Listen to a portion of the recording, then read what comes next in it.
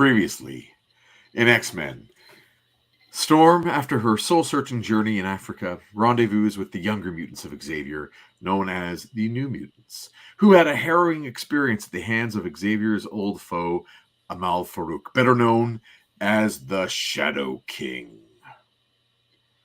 I am Jason Lapidus. I'm Chris Sanagan. And we are Group of Seven Comics. Welcome to episode 127 of our seemingly never-ending, ongoing Tuesday night live stream read-through of the X-Men comics that became classic as we read The New Mutants Special Edition #1 by writer Chris Claremont, illustrator extraordinaire Arthur Adams, and inker/embellisher, legendary embellisher, Terry Austin. Cover date of 1985, no month on this one. And we'll talk about that in a minute. Chris, how are you? Well, good, thanks. But I believe it's pronounced Shadow King. Shadow King. The Shadow King, Amal Farouk. Yeah, he's an interesting character. Hope everyone in the chat is doing really well, and good to see you guys here. Is it a wraparound cover? Let's take another look at it then. Okay, thanks to Chuck for asking that great question. That is the cover as it is presented digitally. I can show you here the version that is, that came to print. There you go. And there you go. So it is a beautiful wraparound from Arthur Adams. And I don't know if Terry Austin did the inking on the cover, but it would not surprise me. Oh yeah, the credits are on the back, pardon me. You can see the bottom left-hand corner. There. So it is a wraparound. And this is a big issue. It's a 64-page story, no ads. Except for the in-house ads, which we did not show here. I'll show you them just quickly, just for fun. The in-house ads are on the inside front cover. It's the ad for the Nightcrawler limited series from Dave Cockrum, which is, I guess a little love letter to his favorite character. And the outgoing ad, without spoiling the last page, is for the Long Shot limited series, which is coming out concurrently with this issue, which is really kind of fascinating. We need to talk about this, Chris, if you don't mind. I don't mind. Okay, good. So let's talk about Arthur Adams quickly, his Marvel work. So I'm saying here in this ad that this is his X-Men debut, and that's a fun asterisk.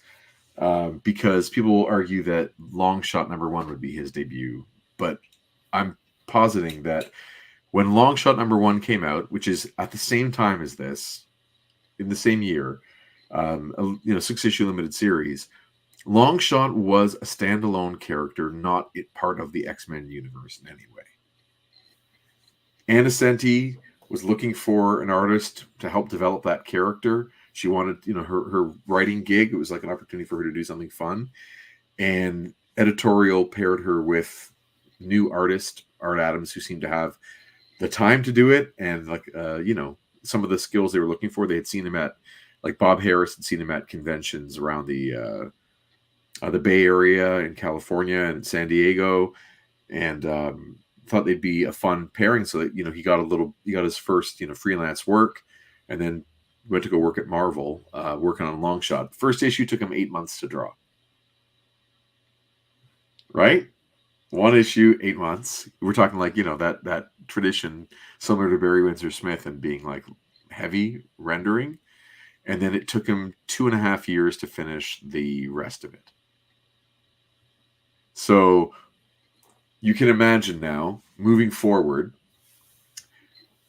the editorial staff at Marvel is seeing this work coming back. They're like, oh, this guy has something. We're going to be able to teach him how to do better storytelling. We're going to be able to teach him how to, work in the house style a little bit better, but absolutely generational talent coming out of here from this kid, this 20-something-year-old, early 20s. We want to, and Claremont sees him because he's, him and Annie are like this, right? Oh, sorry, dude. That leads to balloons. She's the editor, of course, on X-Men. So she talks about this other young artist. He sees all this guy's work. He wants him in X-Men. They say, yeah, but he can't work fast. He can't meet a monthly schedule, of course, like Ramita can. So they give him a project outside of the monthly book. And they don't just give him this; they give him this and the sequel.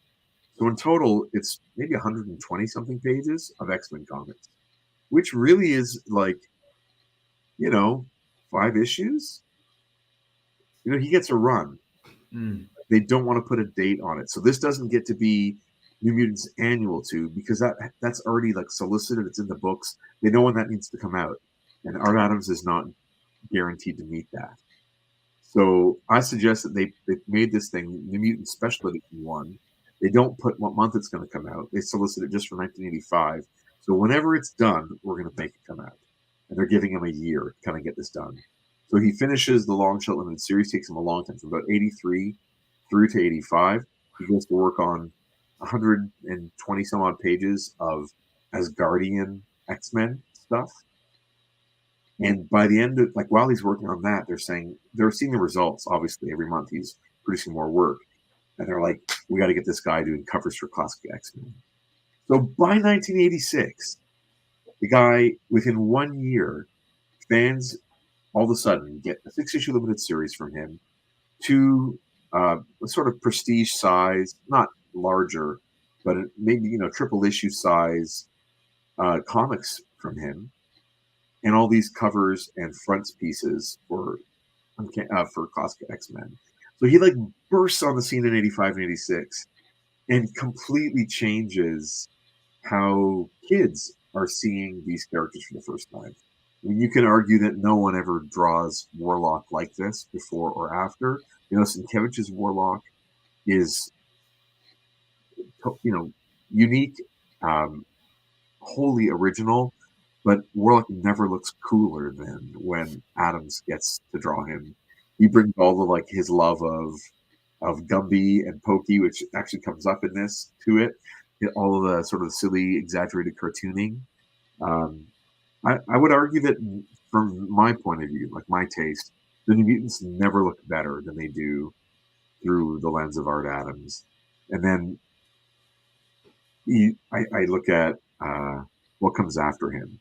And we'll talk about the Image guys, particularly McFarlane and Liefeld, who are like pulling from him and Michael Golden and like trying to find that happy monthly version of it, of that style, because the style seems so dynamic and so exciting for readers who are used to, like the elegance of Paul Smith or the clear storytelling and very sparse rendering of John Romita Jr., and then all of a sudden we're getting like the densest drawing these guys have ever seen.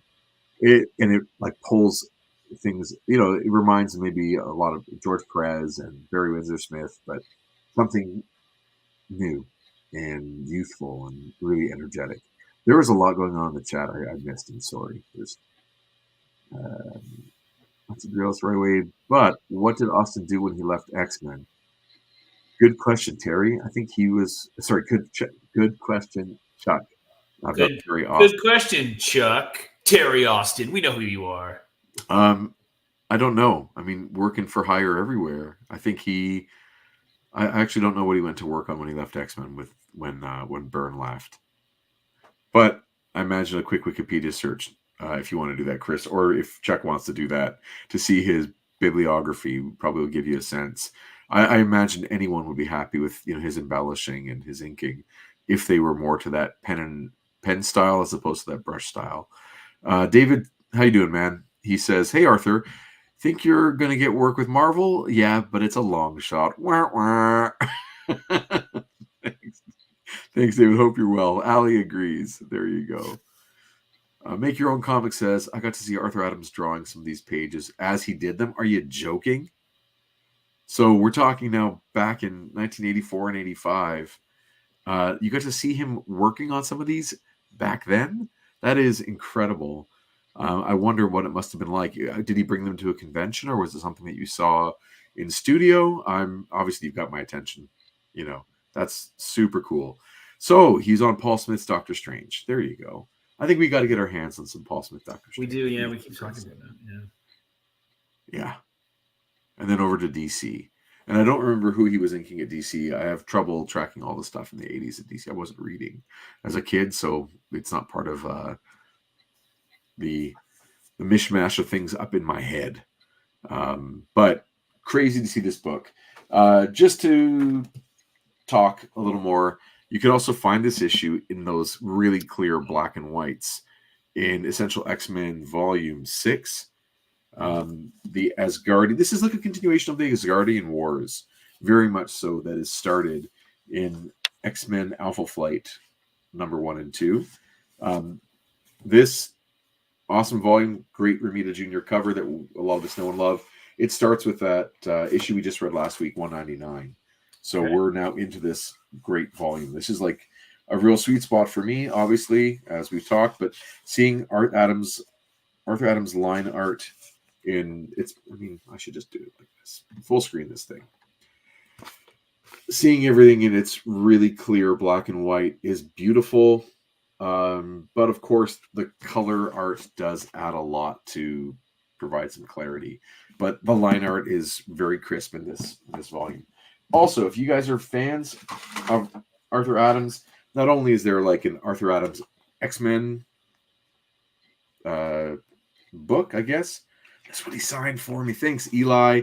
Eli got him to sign this one for me. He signed his first Wolverine one there. It says, "For Jason, you Canadian, you." And it's from Arthur Adams. But there's a really great book from Flesk Publishing, which is The Art of Arthur Adams, pardon me. And it is pretty incredible. And this one features awesome, like that poster, which is, his quintessential Wolverine from the early days, from 1986, inked by, of course, Terry Austin.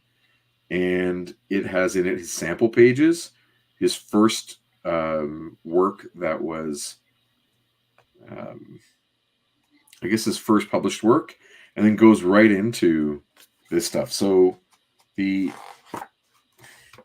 penciled art for the title page is here. The inked art is here. It's pretty cool to see in this way, like enlarged as well. And then there are some scans of the original pages as well. Just to talk classic X-Men, you get, of course, that amazing cover that he did do, but you also get the sketch that was done from Marvel's art department for him, because his original of it is not good in terms of like the characters' positioning. Their poses are from an Arthur Adams point of view, they're much more amateurish. And that's no disrespect to his unbelievable ability to draw, but from where he gets to and where he starts, his work wasn't ready. And the original sketch is done by request from John Romita Sr., who's art director, but Tom Morgan draws. Yep. This is so hard to do. This one. Am I pointing at the wrong thing? Yep, I am pointing at the wrong thing. Sorry. This. Tom Morgan places those characters in those poses roughly based on what Art Adams did the first time. He fixes it, and Art Adams comes back with like the corrected. And so it's sort of that combination of nurturing art direction and editorial who work with this young artist, who see this generational talent, and then help him like forge his abilities toward the legend that he becomes. And it's really neat to like think of a time period where people are willing to be patient and teach. And Arthur Adams speaks about being in a really nurturing environment, and where where he's open and receptive to feedback, and he was being given it by people who are focused on storytelling and composition. And he was, of course, in his head, very much more focused on rendering and, figure work. And to combine those two things, create a great, great artist. Mass, you said, what's the name of the book? It is called The Art of Arthur Adams, and the publisher is Flesk, which is you can see there's their logo. It's called The Art of Art Adams Art. Yes, The Art of Arthur Adams. I believe he really does prefer to be called Arthur. Even though as a kid... that's not what I called him when I met him in person.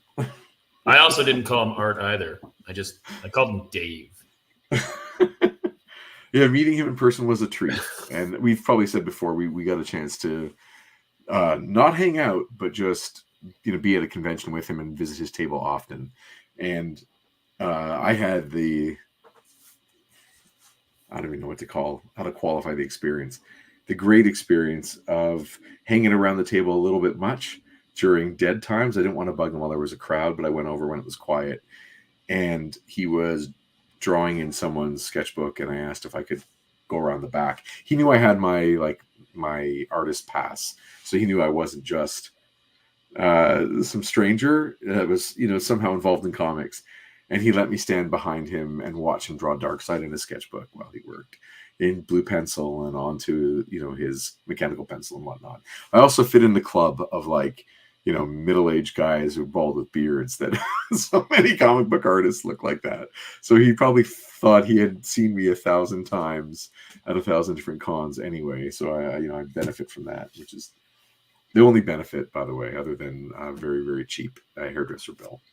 So yeah, that book from Flesk. I'm not sure if Janet the Dragon or Amy, if they get books from Flesk. I think they do. You can ask them if they want to order it. It's probably a limited print run anyway, maybe on the secondary market. But if you are a fan of Arthur Adams and you want to hear in his own words, because a lot of it's quotations for him, by him, about his journey through comics, it's awesome. But it's also really humbling to look at his work, because we can't just do that easy peasy. His talents are singular, so pretty special stuff.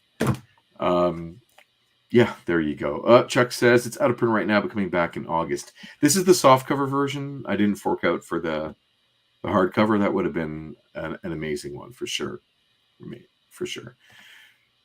Make Your Own Comics continues with that story about seeing Arthur working on the pages. Says Arthur was drawing me a Cyclops commission at a Comic-Con when Chris Claremont came up and said, "I like the way you draw Cyclops. Do you want to work on some X-Men?" Crazy. That's super cool. I was at a Comic-Con. I think it was Creation Con. I would go to cons and just hang out at his table all day. Wow, man, oh man. Yeah, he has my number as a buyer. You guys can't see, but on my door is a couple of his prints. I would be happy to just look at Arthur Adams comics all day long, but he makes me a bad drawer because I try to over-render, and I can't do what he does. So it also gives us some insight into Chris Claremont's pickup lines, right? I like the way you draw Cyclops. Work on some X-Men. It's excuse me, sir, this is a... It's also neat to think, at the time, Claremont has a lot of... comics are a little bit more of the Wild West than they are now. Not as much oversight. There's not as much corporate interest, obviously. The financial swings are smaller swings, right? The stakes are lower. So Claremont has run of X-Men at this point. And I use this word, in the... be with me in context, okay? He grooms artists. He finds them when they're young, and he grooms them to work in X-Men. No. Come on. You know what I'm saying. In the right way, and in a way that finding collaborators that he think can bring something unique to the table. So, coming across, I don't think he finds Byrne. We're talking after that. He's now looking probably for a mix of a person who has a cool look to their work, but also isn't John Byrne in terms of creative ambition. Byrne wants to steer the ship, and X-Men is his chance to really get a hand on the wheel, and the two of them wrestle. And then it's great that he went over and did Fantastic Four and is the writer and penciler and sometimes inker, and the Alpha Flight as well, right? That's totally his book. So Claremont is looking for a collaborator who's willing to not be the writer, and finding guys like Paul Smith and working with John Romita Jr. and helping Arthur Adams find his way through. It's kind of a neat thing, and it's going to continue. And he has great taste. A lot of the people he works with turn out to be fantastic artists. Bill Sienkiewicz is one of those guys he tried to get on early. Yeah, the list goes on. There's a lot of other guys. There you go. A person who has a cool look and won't talk back. Something like that. But please stay within the spirit in which it's intended, right? This is coming from a good, creative 80s Marvel place. Not trying to make it too terrible there, David. Anyway, you ready for this, Chris? Yeah. How do you want to approach So, this? right. We don't have to reveal the fact that you've not read this yet. You don't have a copy of this one. It done just been revealed. Yeah, but I wasn't going to say anything about it, so don't worry about it. So here's the cover as it, of course, is presented digitally. And I will say this is one of those times where usually I crap on the digital colored versions. This one I think actually might add a little something because, like we will eventually see when we get to the Jim Lee comics, there are a few X-Men artists whose penciling and the ink work is ahead of the technology, meaning that they render too much for what print reproduction can do at the time. Michael Golden absolutely comes to mind with that when we read Avengers Annual 10. There's more detail that him and I forget already who the inker was. There's more detail put on the paper than the printing process was able to reproduce.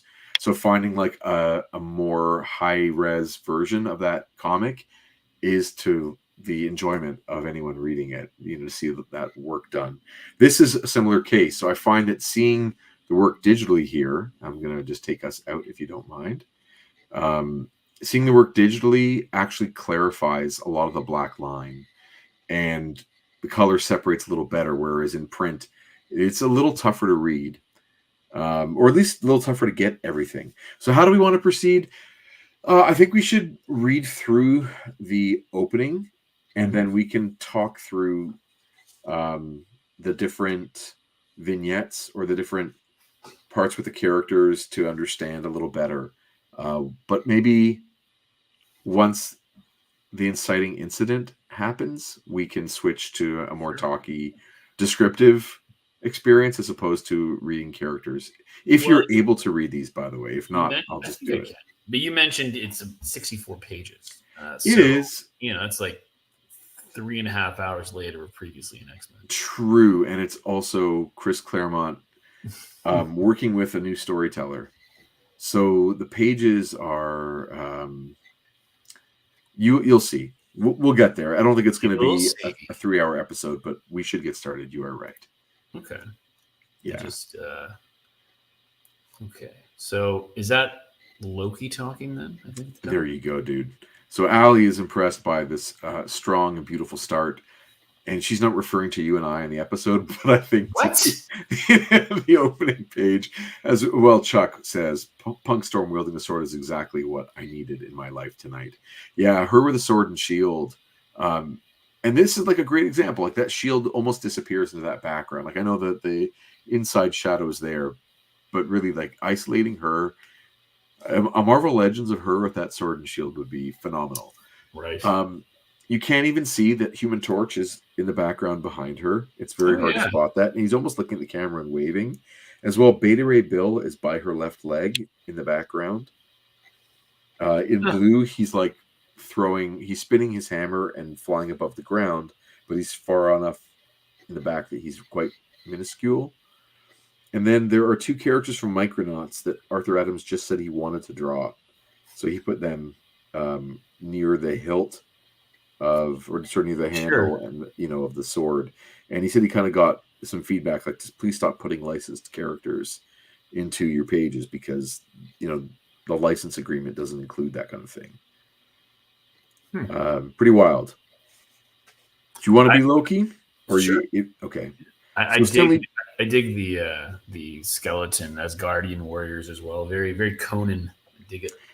Big time. Arthur Adams talks about drawing this and having on his drawing board, Barry Windsor Smith, Michael Golden, and a ton of Walter Simonson pages there as reference because he's playing in. I guess I should mention that he's playing in Walter Simonson's Kingdom at the moment. So, his series has been going for a couple of years. He has rejuvenated Thor after it being kind of dormant as a brand since Kirby and Lee worked on the title. And Thor is now one of the top selling books, but also a really vibrant, like, creative space. And it feels like there are distinct worlds within Thor, kind of the way that we are now accustomed with the MCU. Like, we know the different realms in a way, and we've dived into the mythology of Marvel's Asgard. But like I said, it wasn't really an exciting place. It was sort of just comics by the numbers up until Walt Simonson got onto that title and took it to new heights. So there was a storyline within Thor where it's the coming of Surtur, right? It's that whole Surtur, the fire demon, is coming to destroy all creation, and it is the ongoing thread throughout Simonson's run on Thor, which goes from like 337 to, I don't know, 387 almost. Like it's basically 50 issues. So that's wow. A bunch. It's 4 years plus. And he has this ongoing doom coming the whole time. And there's a stretch where there's like the armies of Surtur spill over to Earth, dark elves and all sorts of things happening. So all the heroes on Earth are fighting these hordes back, including Beta Ray Bill, and including a powerless Storm and the X-Men and the Avengers, and everyone are a part of that. So, that's how Loki is seeing this happen, if that makes sense. Sure. All right. Shall we get into this? Go for it. Okay. Family presents The New Mutants. Home is where the heart is.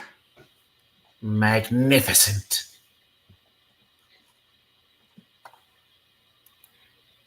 Are you able to see that and read it? Yeah, I've got it up on a different screen. So perfect. Is that the narrator? No, I'm just taking my glasses off. Oh, okay. So I can read. You need to read it. Okay. From Hildskjalf, the high seat gazing through the crystal of vision, the Lord of Asgard can see all there is to see on the 9 worlds of mortal men. In this instant, a replay of the recent battle in New York between the Asgardian host, the heroes of Earth, and the demon hordes of Surtur. I begin to understand at last the fascination these creatures have for my doltish half-brother Thor. This woman, Aurora, has no special abilities, yet she fights with a fierce courage that would do the Lady Sif proud. Okay, I'm going to stop you for a second. Just do me a favor and just read the next bubble in your head first, and then when you come back, skip along. Oh yeah. Thanks, buddy. No trouble. Yeah. Appreciate that heads up. Her name means beauty, and she is in truth most pleasing to the eye, despite her other look. Like all heroes, she is depressingly noble. Yet I sense within her considerable passion, too long denied. Until recently, as Storm, she led a band of mortals from the outcast clan called Mutants, known as the X-Men. Her power to control the elements echoes Thor's, but hers has been stolen, it seems forever. She cannot fly, poor thing. Wind and weather are no longer hers to command. I wonder what price she would pay to get them back. To become a goddess, in fact, as well as name. He commands her first. The reason I say this is because you see how the word balloon comes through the panel border? Yeah. There you go. Enchantress! You wish to see me, Loki? I have a task for thee. I'm no lackey, Prince of Evil. And I, despite my reputation, am as generous a friend as I am implacable a foe. Which fair Amora wouldst thou have me be? Friend, my lord, for now. Splendid. Journey from hence to Midgard and bring me the woman shown in this mystic orb. Why such interest in a mere mortal? True friends, sweet one, mind their own affairs. Aurora's companions, the X-Men, have done me grievous hurt, but I am sworn to leave them in peace. I prithee repay that insult 1,000-fold. Be inspired, Enchantress. I wish their agonies to be as long-lasting as they are exquisite. Thy will be done, Loki, with pleasure. X-Men, thou art doomed. Aurora, thy flesh is mine, and soon after thy spirit. And then with thine aid, I will assume my rightful place as ruler of Asgard. So, great 2-page spread. Like, you can see how dense his artwork is. There's so much going on. Like, he doesn't leave any stone unturned or any rock undrawn. It's unlike anything that I've seen in comics like up to this point, other than maybe some Michael Golden, but he takes it to another level still. But you see like some storytelling quirks. Enchantress's introduction is from the rear. Like this should not be a shot where we just get her back. It's a little odd. And then, she's off panel when she talks back, which is not a big deal. But this choice of, having it there, maybe another artist would do that differently. And then again, Loki from the back, which I guess is just trying to give us some variety, but there's a lot of words to pack in here too. And I wonder how much of it is Claremont after seeing pages being like, okay, I've got to, we'll see some more of this later. Like I've got to clarify what's going on here because Adam's exits are often left very small. And there are sometimes things that could be splash pages that there isn't space for because he only has 64 pages to do this. But man, oh man, what an unbelievable drawer. I can't get over it. Those faces. Yeah. Amazing. Make Your Own Comics says, I wish there was a way I can share the Cyclops art he did here in the chat. You know what you can do? If you send it to... I'm trying to think of the best way to do this. I can't add it to my slideshow live because you have to reload it each time. But next week, by the way, there is more Arthur Adams. Like we have this part 2 of this, the 2 annuals that we're working on, whether it's X-Men Annual 9 is next week. So if you want to send it to a scan of it to info@group7comics.ca, we will include it in the presentation next week. Happily, we can talk about that sketch if you'd like. That splash page is throwing major Jean Girard vibes. So yeah, Mobius, right? Totally. The fact he's not using a lot of... He's referring to Jean Girard from Talladega Nights, I think. It's funny that is his name in that, by the way. But I believe it's Sacha Baron Cohen. Like, compare this with Mignola, another artist who would kill an X-Men Asgardian kind of mythical style tale. He would kill it. But he approaches things completely opposite to Arthur Adams. But those clouds, the scope and scale reminds me of Mobius too, for sure. For sure. David says, I'm working on a fanfic called Loki from the Back. Yeah, I'm interested in reading that, David. Hope you're good, man. It's actually a reimagining of Jenny from the Block, done by David Cutler, but with Loki. It's like a thin pancake. I love those things. Yeah. So the story is set up. It all kind of makes sense from the Asgardian point of view, right? It's always this power play with Loki. And I love how, the rules are he's not allowed to bother the X-Men personally. So let's find another way to do this. Oh, at this moment in time, like Odin has used all of his powers to sort of stop Surtur. So they don't know where he is. It's one of those like, is Odin gone? Is he just napping somewhere kind of thing. Other thing I mentioned before in the intro that they had been fighting, that the New Mutants had been fighting Shadow King. And one of the things that happened because karma is able to make connections with people's minds. There's like a physical manifestation of Amal Farouk through her. Like there's a possession that happens, and then she gets gargantuan in size, similar to him as a consequence of that. So, oh my God, David. Oh, dude. Enjoy.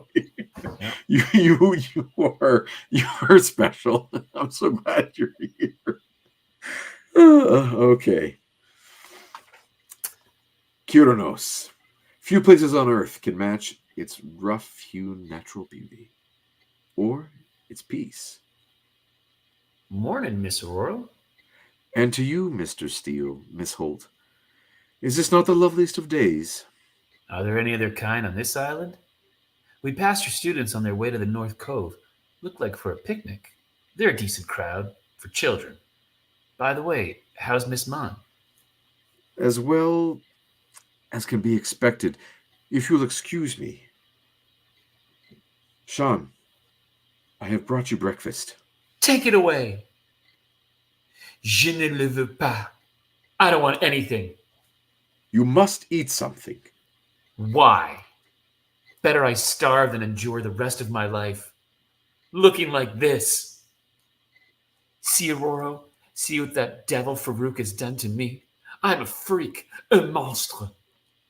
How can I ever again be the woman I was? How can I face my brother and sister, Liang and Ngao? I will terrify and disgust them. I disgust myself. Better to yield to the inevitable and end it all, here and now. No! You cannot, Sean. You must not. To do so would give Farouk his ultimate victory. Is that what you want? Is that why you fought for your freedom? But it's so hard. I know. Believe me, I know. But you must have hope, Sean. Come what may, you must try. So Storm, of course, was in Africa in her adventure, her soul-searching experience that we read in Life, Death Part 2. Mm-hmm. And I think she heads to Cairo after being in sub-Saharan Africa. She heads up north and gets to Cairo and bumps into the New Mutants for a few issues in their title. And then here we are as they've taken reprieve in islands off Greece. Okay, so that's the bridge. The New Mutants. Yeah, that we're not reading Claremont's run on New Mutants, but that is what happened in the meantime, which is kind of fun for them to meet up and they get a chance with a new mentor for a little bit, which is kind of cool. And we get to see Storm's mohawk drawn through the Adams lens, which on that last panel, incredible. Yeah, very cool. Even an artist like Barry Windsor Smith, if you ever look at the original art of Life, Death Volume 1, the mohawks are often redrawn. They're like whited out and then re-rendered. So he tried something and then I think dialed it back to simplify, perhaps, or shortened them. And Adams has his own take on it, and it is glorious. I mean, it's such a lively mohawk, Mm-hmm. Yeah, mm-hmm. I would argue that maybe his is the greatest of all time. Not this one, but as he continues to draw her, 40 years later, her mohawk is hit through his lens or through his pen is the best one. Again, crazy. That landscape is awesome to look at. You get lost in it. Totally. But then if you look at the second panel, like the water stuff, I think he's doing too much. Right. It doesn't look like smooth water. It looks messy, and stone-like at times. Anyway, but we move on. Meanwhile, across the island, Jean Koyman's fellow New Mutants are doing what teenagers do world over. Doing what teenagers the world over love to do best, having a good time. Come in, y'all. The water's fine. Ain't this something, Amara? Even after many months I've lived among your people, Sam, As a student at Professor Xavier's school, I'm still not used to such sights as this vast body of water. It's so wonderfully huge. And best of all, this is the Mediterranean, the sea my ancestors ruled. Oh, Sam, Oro said we might visit Mother Rome herself. I cannot wait to write and tell my honored father. Do me a favor, Ron. Rain. Ron. I think rain. I think rain Rain? is a good way Okay. to go. Do me a favor, Rain. Aye, Danny. Shift to wolf form so I can tell you in secret. Query, friend Ileana, does this substance possess life? Gee, Warlock, not really. Water's like air. It's a medium wherein living things exist. Its motion never ceases, and its aspect always changes. Self has never beheld such fascinating diversity. Like your taste in clothes, huh? Locke, the sort of swimsuits Danny and Amy are wearing really aren't your style. You've got the hang of making your body look human. But what you wear has to conform to human society as well. Self is grateful. Anytime. What are friends for? So this is, a thing that Arthur Adams has he stated that he loves to put jokes in his comics, and then they kind of backfire sometimes because he puts things in that Claremont at this point didn't ask for. But when Right. Claremont saw what he was capable of doing, it had like a feedback loop where then Claremont would ask for more, and it would sometimes get out of hand, or maybe not be to his sense of humor. But having Warlock's bathing suit keep changing Mm-hmm. is something that clearly he's having fun with. If you go to the next panel, Warlock's in the background wearing the same bikini. As Ileana. It's just hilarious. He's good fun. Nice try, Elite. Oh, sorry. Yeah. That's Sam. No, it's not Sam. No, it's Doug. Cypher. It's Yeah. Doug Ramsey. That's Doug. Nice try, Ileana. I'm afraid to look. Actually, it's pretty funny. I don't want to hurt Locke, but by laughing at him, I've had that done to me too often. Wow, here I am talking to a sorceress about an alien runaway. Who'd have ever thought? There's so much that's incredible about being a mutant and part of this team. In some ways, it's a dream come true. In others, it's a nightmare. I read the papers, watch the news, listen to the kids back home make stupid, cruel jokes. I want to tell them they're talking about me, but I'm scared. I'm not evil or a crook, yet people make me feel that I am because of what I am. I know. It's a rotten situation, Doug. We're stuck with it. Watch this, amigos. We can't give up our powers or change the world. Too bad we can't find ourselves another world. Olympic gold, 1988. Show off. I've done as you asked, Danny. I cannot see nor hear nor send anybody anywhere near our cove. We're all alone. Perfect. So, you can see there's a lot going on there. In these last 4 panels, he's crammed in a whole bunch of stuff just to, get to this ending, this transition. It's a lot, but anyway. Yeah, and everyone's got, everyone gets a bit of a dialogue, a bit of a moment on the team, which is that's a big team over 2 pages. It is a big team, and you could maybe look at it like he spends, and the Claremont really crowds in a lot of language too, but maybe too much. 5 panels on the first page, and then trying to get out of that second page, he's got to cram 4 panels in the bottom tier. It's a lot. The jorts are pretty crazy, and I gotta fight back on Chuck's jorts there. You've got me in a bit of a soft spot. Jorts, I think, are hemmed at the bottom. They're made as shorts, whereas these are cutoffs. So I'm just putting that out there. I'm defensive about this. You hit a sore spot, Chuck. Allie says, like the detail of the Michael Jackson fan towel that says "Beat It." Unsure what the design on the towel on the left is, but it might be an example of you're doing too much.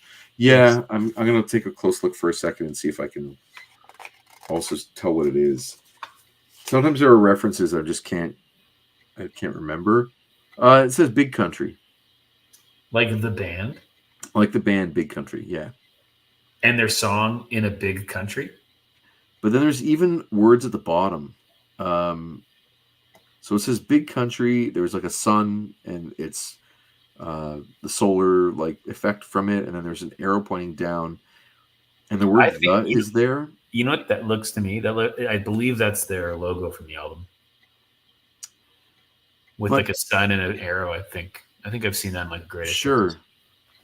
I can't tell what the next word is though. Like it says the word "the" and then something else after, but I'm not going to dwell on it too much. But we at least got the big country part. There you go. All right, look at us go. Yeah, amazing. And suddenly, look at that. Aye! Oh, I guess I'm magma. Yeah. Fearsome you may be, creature, but you'll find magma far from easy prey. With that, the young Nova Romani unleashes a blast of molten lava at the attacking Leviathan. However, to her considerable surprise, it disappeared. Meanwhile, on the beach, the cliff. There's nowhere, no time to run. Gotta smash those rocks of powder or be crushed. Immediately, Roberto da Costa transforms into his super strong incarnation, Sunspot. When he takes his first swing, I missed! But how? I'm a cannonballing through the heart of the avalanche, but I ain't hitting a blessed thing. Something awfully screwy. Holy cow! Did it! Oh, I'm sorry, the cliff. I'm heading straight for it. If I hit, I'll really make a mess. Gotta turn, gotta be close. Did it. See, that's an example of like the composition is the problem there, because reading it, you read the thing that's higher first. And it is the third thing that one should read in that panel, but it reads as the first thing. You know what I mean? Totally. Yeah. My soul sword's appeared. Not that it'll do much good, since its power is to disrupt spells, not shatter stones. Warlock, Doug's talent won't protect him. He's useless. You keep him safe. Self is ready. Self will defend you all. But Ileana, Self centers indicate a non-hostile situation. Self perceives no threat. I hate this. I'm a new mutant. I'm part of the team. But the others treat me like a baby because all I can do is speak and understand languages. I'll never be any good to them in a fight.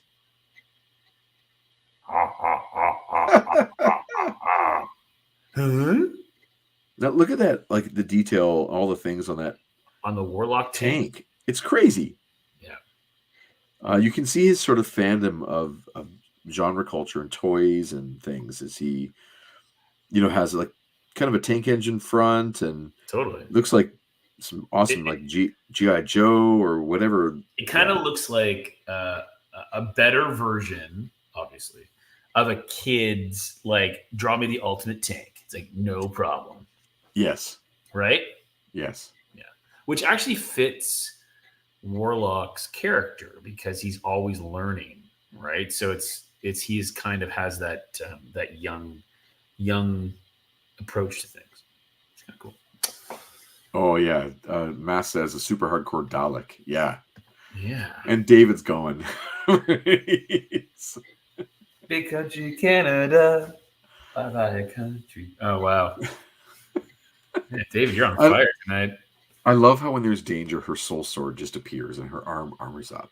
Well, okay, so also, cool. Yes, very cool because she's fighting something mystical or magical, right?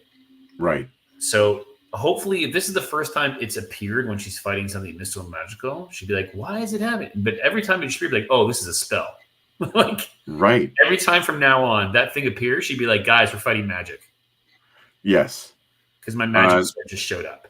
I dig it that X-Men as a brand sort of has this opportunity to have those things in. Like Claremont found ways to weave in other genres into superhero and into the mutant subgenre. It's like we're also bringing in things that are magical. And I think she's a great natural spot for that and makes the style of the book pretty interesting. Just a quick side note. In more modern interviews, Liefeld talks about how shitty the New Mutants were when he takes over the book, like how lame all the characters were.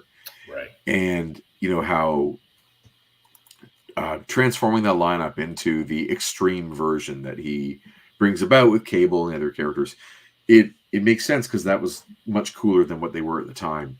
Right. And yeah, I hear him, and obviously he's looking back and justifying choices as opposed to being critical and self-aggrandizing, which is fine. All in context. You know what you get with him, which is totally fine. But to me, I see this group as really having a ton of potential, and each of the characters will show time and time again like the room to grow, and they could easily go another 100 issues beyond. But I think the run that he comes right after is really, really weak. But when I see this, I'm like, yeah, there's meat on the bone here. There's a lot to If play only with. they had no feet. True, that would make it better. What happened? Where's the avalanche? And a Mars monster? I don't think there was one, Birdo. Looks to me like we've just been conned. Right, Mirage?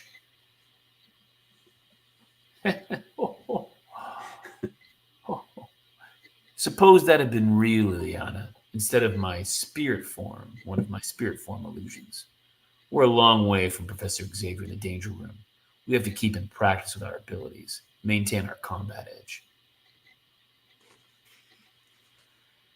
Why? We're not the X-Men, Danielle. We aren't meant to go looking for trouble. That's right. What if trouble finds us, Birdo? What then?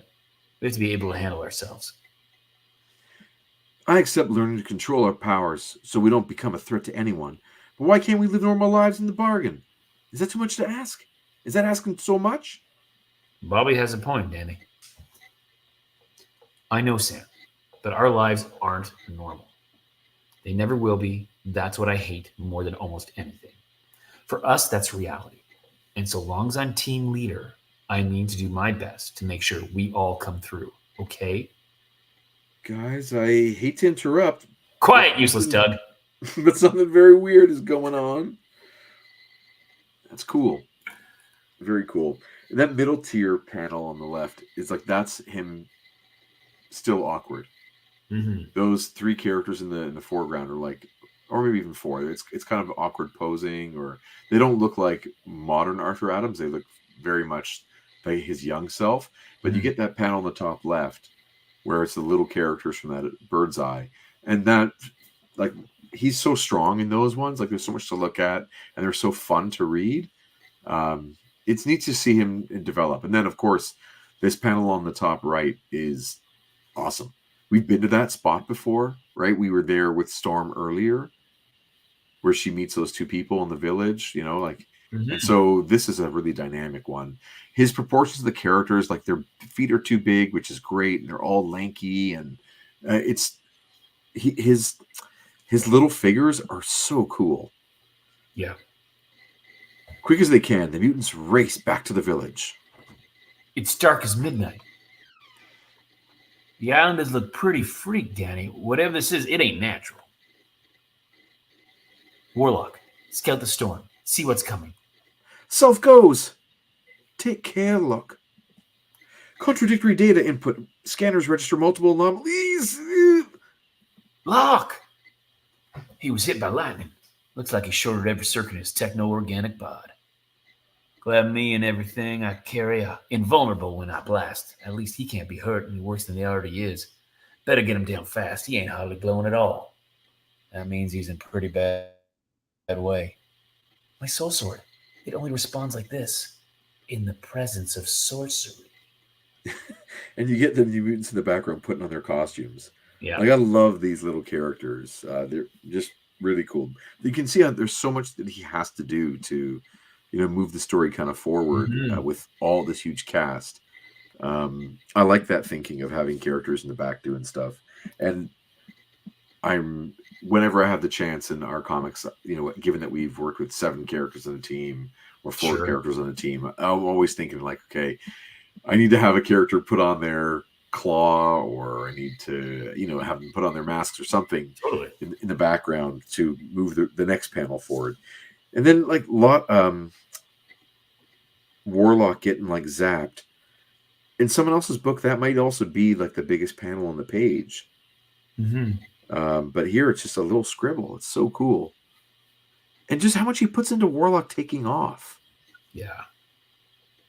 So There's a lot good. there. Yeah. And like I was saying before about the magic that the character Magic has and how fun that is to include both, you also get the sci-fi stuff by having an alien there. Mm-hmm. So Yeah. the New Mutants, again, I think they're really poised for You had mutant, a you had great sci-fi, future. right? Mutant, alien, magic. Pretty good. Yeah, Pretty good. they got so much going on.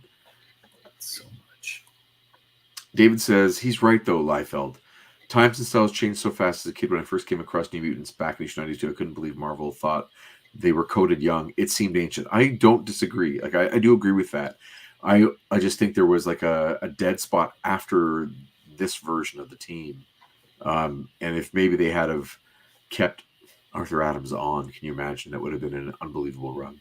The New Mutants used to be with it, but then they changed what it was. It'll happen to you. Thanks, Grandpa.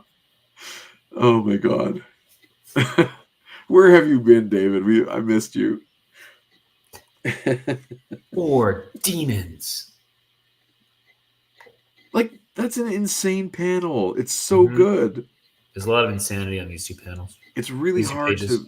You just want to microscope this stuff and really get in there and look. He's drawing so much, so cool. That armor, I've seen its like before, worn by warriors of fabled Asgard. My lava blast should slow. Blessed Minerva went right through. One by one, with contemptuous ease, no matter how hard they resist, the mutants are struck down and carried away. And again, that might have gotten a whole page for somebody else, just those bottom 5 panels. But time is of the essence here. We got to keep moving. What? Where am I?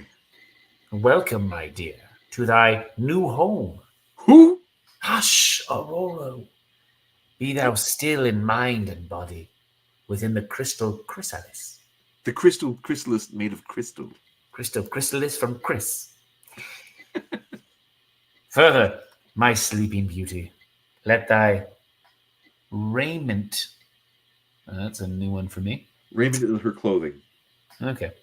Like Let thy raiment become that more suited to a goddess. Thy fate shall be made plain to thee anon, when Loki's fell magics have ensured that thou wilt embrace it as joyfully as the flower doth the morning sun. I wonder who writes more fake Shakespearean. Right, that's exactly what I was Claremont or Simonson. Right. I find Simonson's actually easier to read and like less Shakespearean. Does he use iambic pentameter? That'd be super cool. Shit, I have never even thought about that. Well, look it up. Yeah, maybe later. Maybe. Yeah, he's Claremont is really enjoying it. Okay, I have to confess, by the way, eventually, I won't say yet because I think it's too soon. But we'll see with the page numbers. I do move a page around. Okay. And I'll talk about when we get there. Oh, these are the mortals who have incurred Loki's wrath. They're but children. I do not not at all the X-Men I remember. However, only a fool questions the will of one who may yet sit upon Lord Odin's throne, no matter how absurd it may seem. Slain he wants them, slain they shall be. And he's like inventing 5 characters in the background right now. Right. That we may never see again. Yeah. And they all look awesome. They look cool. They look cool, fantasy cool, like D&D fantasy cool. Yeah. And there's, hints of Kirby and lots of, like I said, Simonson in them too. Whoever you are, witch, you're going to regret kidnapping us. Arrogant child, you dare pit yourself against the Enchantress? I'm tempted. Maybe some other time. Restlessly vanish. I can see that, Claude. Hang on, everyone, while my stepping disc teleports us home. He's such a good artist. Oh my God. Unfortunately. Ow! The disc, I hit some sort of barrier. Lost my hold on others, sense them scattered throughout space and time. But I'm still here. Brat! Thou dost sorely try my patience. Wall, hold her fast. Thy magics will avail thee not, for these hands will leech thine eldritch power from thee. The harder thou resist, the tighter they grasp, and the weaker thou become. Neither canst thou vanish, as thou hast already discovered, thanks to the binding spells that protect my home. As for the others, the girl's companions, I want them found. We go, mistress. We obey. Looks like meat's back on the menu, boys, or whatever the line. Yeah. Oh, yeah. Have you seen? Have you seen? I have to say that there's a great meme. Yeah, but it's done in regular voices. Right? Yeah. But it's all like, looks like meat's back on the menu, boys. Excellent. We eat man flesh tonight. Sorry. Oh, it's good. So back to Liefeld, and this again is not criticism, just observation. You can see in the third panel on the right page the way that Adams renders noses and mouths, and with all those teeth, like Liefeld is pulling from this, and as well the panel of Enchantress scowling. That is he's learning from that and pulling from that too. Totally. Liefeld is deeply inspired at his core by so much of what Adams puts on the page here. Very cool. That Enchantress face there on panel 6 is like straight out of a, that's the inspiration for those, so much X-Force for sure. Oh yeah, big time. But I love it. It's very cool. So this is sort of like that. This is almost like the inciting incident of the whole thing. I know they've been brought there, but this transportation that fails, and now she's alone and stuck in the wall. This is kind of where things now all happen. So each character is displaced across throughout time and space. Yeah, throughout time and space, and we don't have to go into each one because again, it's already 10 o'clock, and there's a lot that happens here. So we can kind of describe and do some storytelling if you don't mind. No, please. And this is the first page where I take liberties and change the order. The reason for this being that, and I don't know what the cause of this was, in the printed version, we go here from, page 16 to page 17, but page 16 with Karma's story is a 1-pager. Okay. Everyone else gets a 2-pager, and then Magma gets a 1-pager. But they work really nicely as 2-page spreads. But because they were, Magma's page here is page 25, it's like comes from way later. Everyone's 2-page spread is broken up, and there isn't a graphic reason for it. Like it's not like the panels blend in the version that went to print. So it kind of reads nicer as 2-page spreads. If that makes sense. Makes sense. So I rearranged one of them because the sequence doesn't matter. So we get Karma right away. She's obviously, you can absolutely see what's going on here. She's lost in the desert, and there's nothing there, and she's ready to just give up. So that's where we leave her. Magma is in the fairy realm, and they right away tempt her, and she passes out, obviously, and they now kind of control her. And it's a strange one. Like that's lousy fairies. But she gives in to them. And I also think this is some awkward art. The first and second panels, I see a version of Arthur Adams that he doesn't have anymore. He's gotten past that. Right. And nothing bad about that. I still can't ever draw that well, but that's where he's at. With Cypher, he ends up being in a hall with like, as Guardians. I don't know if it's a specific realm, but he is smaller than everyone else. And the way that as Guardians were kind of described to Arthur Adams was that their world is very dense and everything is very heavy. So everyone is capable of feats of strength significantly greater. Like their clothes are heavy, their items are heavy. So he's trying to imagine characters as being capable of enduring a gravitational pull greater than Earth, and in a bit of a science way.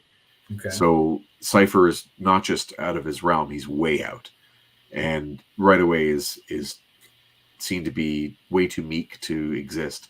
So he also throws a couple of weird, not Easter eggs, but the characters are a little bit. The red-haired guy is dressed like Popeye. The brute is You're right. Bluto, and the girl is Olive Oil. It's sort of how some people have read Okay. the coding here. Okay. But he basically turns into a servant pretty quick because he's He not able does. to compete. He does. Yeah. And there's a lot going on, and you see Claremont writes a ton. So much. Wolfsbane ends up in the realm of the giants, and right away you see Ed Grimley. So if you don't know Martin Short's You're Ed right. Grimley character from SCTV That's right. and Saturday Night Live, he took it to SNL after he left SCTV. He is so much so Ed Grimley that he even utters the lines, I must say. And he does it a couple times. Then the one in the middle is Fred Flintstone. Yes, that is. Yeah.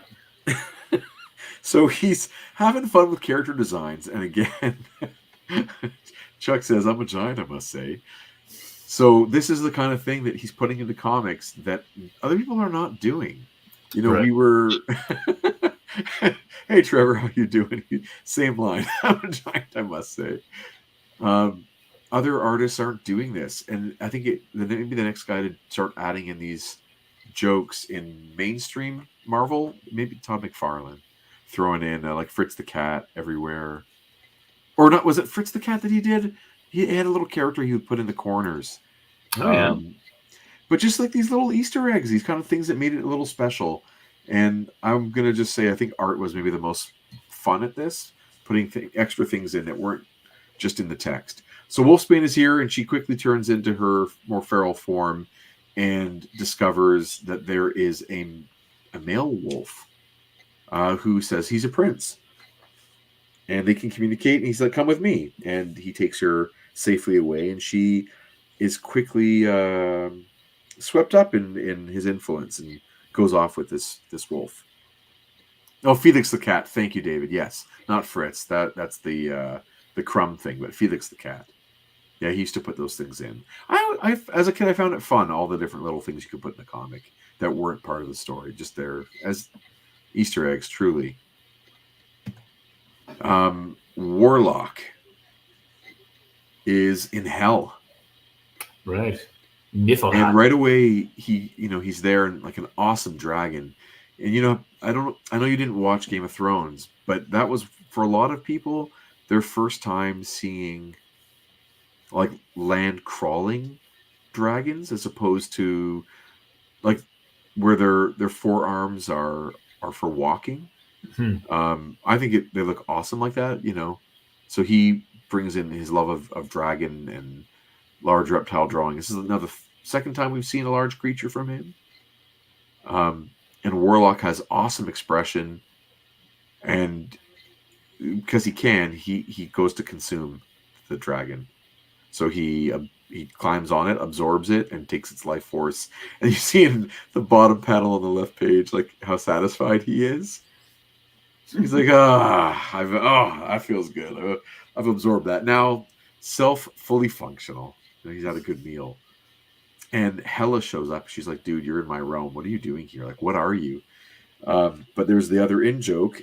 Because he's just publishing his first Marvel Comics, he says, even with integral systems functioning at peak efficiency, locating Self's friends will be a real long shot.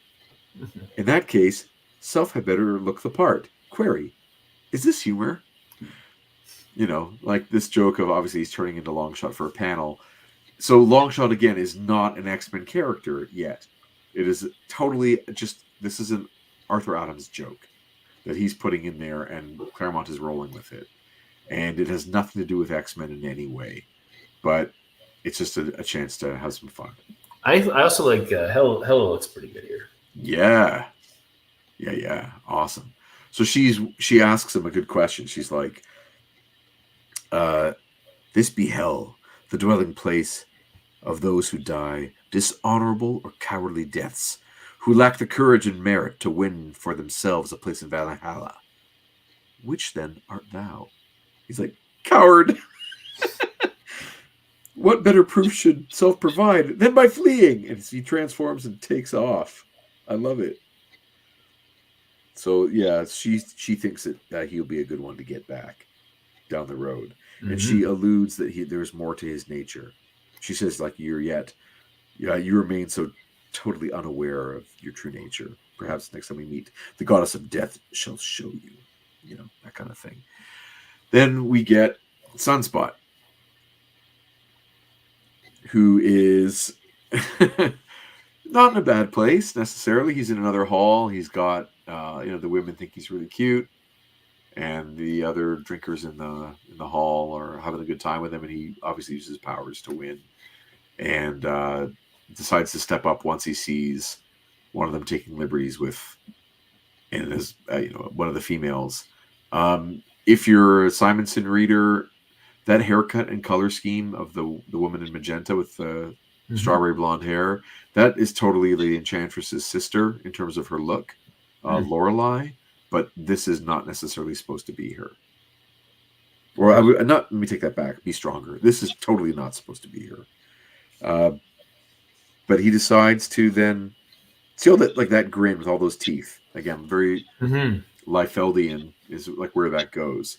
So Roberto steps up, decides to use his powers, and he comments that there's actually something extra going on here. Maybe the sun, the star that they're around, he's absorbing different energy. So he actually feels more powerful. He thinks he's surprised that he could knock out that many as Guardians. That seems a little bit beyond him. So he's cool. They love him. They're like, "Yay, you're awesome!" And he's got all the chicks by the end. Oh, Berto. Yeah, which is fun. And then we get Cannonball, who unfortunately is back in the mines, right? Right. I thought it was kind of a fun juxtaposition for him to have to figure something out here. And he's actually in Nidavellir. He's with the dwarves, and he's with Eitri. And they're like, yeah, basically, what are you doing here? Something's wrong about you being here, and they're suspicious of him. But right away, he hears a woman scream, and his good nature comes out. So he takes off over them and realizes, and like this is where the storytelling is a problem. You don't see what he's talking about. You can't see any kind of threat. It's hard to tell apart the dwarves from, I think, a bunch of trolls maybe.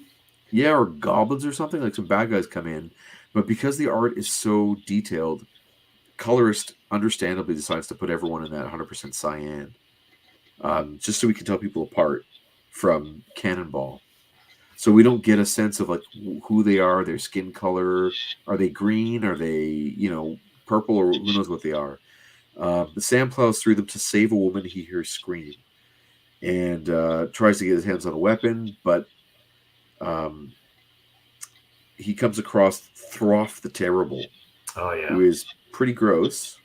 Gives him a good smack, and again, Adams has to get out with one tear left on the page. He's in a situation where he sort of has some storytelling yet to do, but not really the room to do it. So Cannonball runs over to the woman who's got a baby, who was screaming before, and he takes a spear in the back. Yeah. And Eitri gets his hands on the woman and the child, and sees that like Sam was trying to be noble. Mm-hmm. So that's puts him in good stead, perhaps. Who knows where Eitri will end on that. Then we get awesome, Danny Moonstar Mirage. Again, that like fantastic use of scale. That cloud just gives you the sense that it's miles tall. Yeah. And that's like a Mobius thing. A really great way to do that. Quietly does that really well too. And you and I probably already know without having read it, like what realm she's in or who she's going to be near. But she comes across a winged horse with an awesome mohawk there, trapped in barbed rope.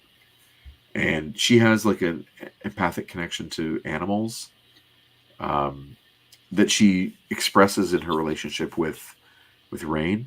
Right, yeah. Which is why she tells her to turn into a wolf earlier, because she can sort of telepathically communicate. Which is played up in the New Mutants movie, a little bit of that. A little bit of that, yeah. David says Danny's in Equestria. Nice. And she works really hard to get the horse out of the mud. You know what I mean? You get a little. Twilight Sparkle. No, I was thinking more about the. Oh, you're thinking of and Never-Ending Story. Yeah. So she gets the horse out, and of course, she's approached by a bunch of riders. Asterix, no, not Asterix. Atreyu and Atreyu, yes, is the character, but the dog's name, the horse's name is. I don't remember. It's okay. Someone in the chat will pour really it out. Sad scene, man. That one threw me. When it was 4. That scene traumatized generations of children. It's great. Between that scene and Optimus Prime going gray, those two scenes, man. Yes, agreed. Okay. So there's a bunch of riders who have come for this as like their prize that they had caught, and she decides to stand her ground against them, right? Showing her character again. It's always great. And you got to go back. That rider's cape. Look at that thing. So talking and having that the weapon in perspective coming toward us, just really effective drawing, beautiful rendering. Talking about panel breaks, he's not doing a lot of panel breaks in this.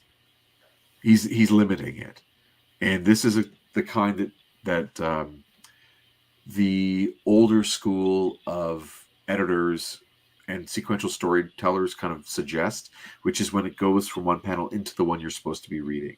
Right. So it's used as a reading directional device, as opposed to the one where we see the Mohawk break the panel and go up to her on the previous page. That doesn't actually read badly at all. It's fine, but this one is more like textbook, where it actually pulls you into the next panel. And she uses the weapon obviously against the opponent, sends them ass over tea kettle, and projects Hela to them. Right? She just can pull out their deepest fear. Their fears. Yep. They all freak out and throw a weapon at her, which is then caught by another Pegasus riding animal, and they basically stand their ground and say, nope, she's with us, and you better depart. You're in our realm. Get out of here. And so they immediately become fast friends. We don't really know who these characters are, but again, you might already know if you get females in the Asgard area riding on Pegasus. Gotcha. Yeah. By the way, do you consider Pegasus to be an individual or like the kind of creature that is? So I think actually by definition, it's a Pegasus is a winged horse. Okay. I think it's a species specific term. Sure. But at the same time, it's also used as a character name that we know it as. Whether you're watching the Clash of the Titans. And reused as the Hercules Disney animated, whatever happens to be. Ah, I forgot that he got with Pegasus in that one. Yeah. So then we get back, or the Clash of the Titans remake with Sam Worthington. Sure. So, like I said before, all these pages were one. They were all like left side, right side of the same piece of paper, as opposed to a 2-page spread. And again, you can see why I rearranged them for like reading for this presentation. It's nicer as the 2-pager spread. So yeah, took some liberties. Hope no one minds. We're all good. So she's gone off with them, and that's good. And then we get back to Magic. And Magic is being tortured, right? Enchantress is having her way. And she says, like, I can do basically anything I want with you. I can make you back to, baby. Reduce you to infancy in your bikini. Yep, baby bikini. Yep. Or I can make you as old as an old crone. And she's like, actually I can't. There's some sort of, element to you. I'm not allowed to get past that. This is really interesting. You're more than an ordinary mortal.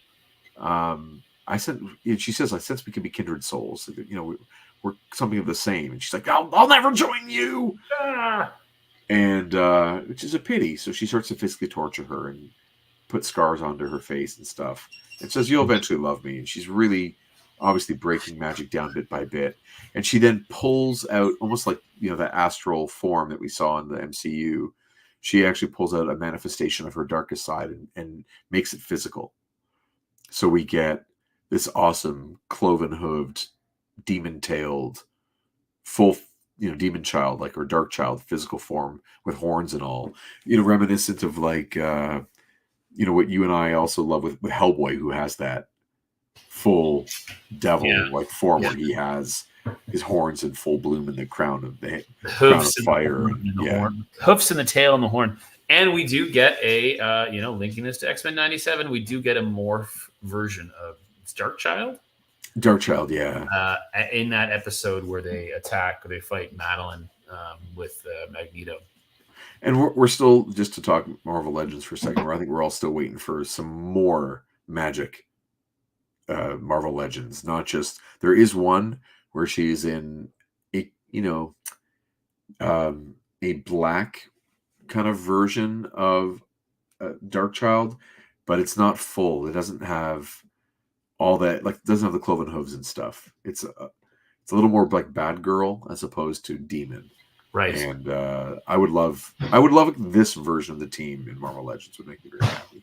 So she pulls out this very Lord of the Rings wraith kind of, I don't know, this awesome Asgardian hunter out of her.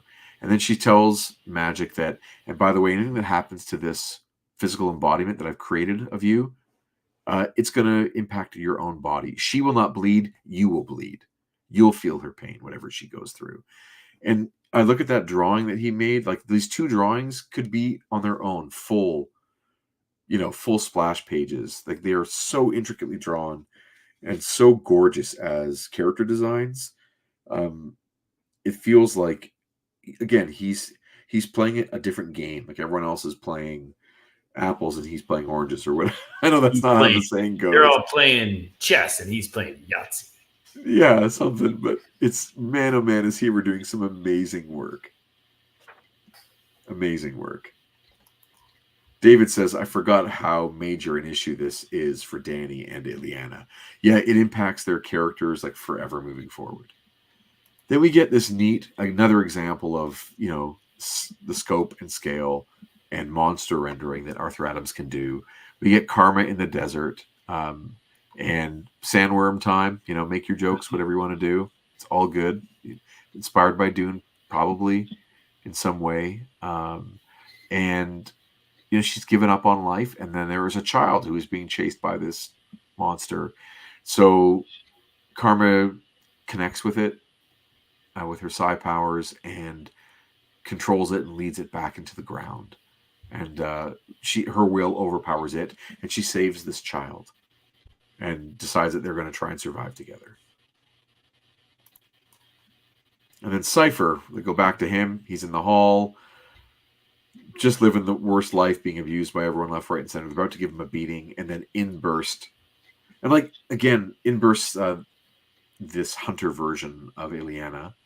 And you see how it's all that light blue at the bottom, just like all the horde is all one color. Mm-hmm. There's just too much work for colors to do.